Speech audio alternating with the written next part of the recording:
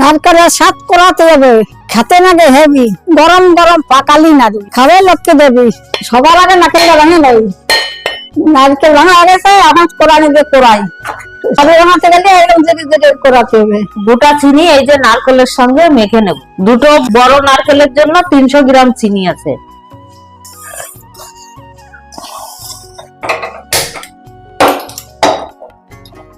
দশ মিনিট মতন শুধু এরকম নেড়ে যাবো।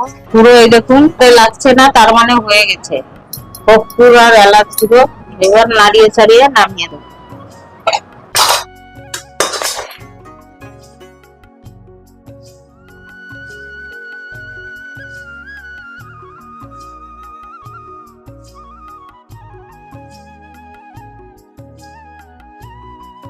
আমন্ত্রণ রইল সবার, বানান নাই কারু, সবার হাতে তুলে দেবো লক্ষ্মী পুজোর নাড়ু।